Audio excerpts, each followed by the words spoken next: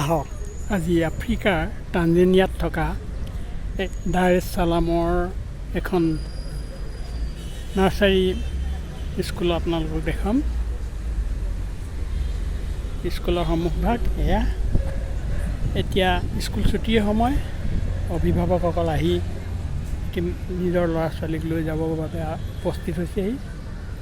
এতিয়া স্কুলৰ চৌদিশটো আপোনালোকক দেখুৱাই আছোঁ। সকলোতে ল'ৰা ছোৱালীৰ মনৰ আগ্ৰহ বঢ়াবৰ কাৰণে সুন্দৰ সুন্দৰ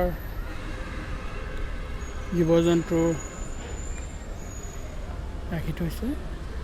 এয়া চাওক, আনকি ডাঙৰ ডাঙৰ হৰ্ডিংছতো এইবিলাক জীৱ জন্তুৰ ছবি। স্কুলখনৰ শিক্ষাটো ডাঙৰ।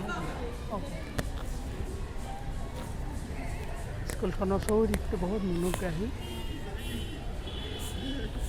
চাই বহুত ভাল লাগে।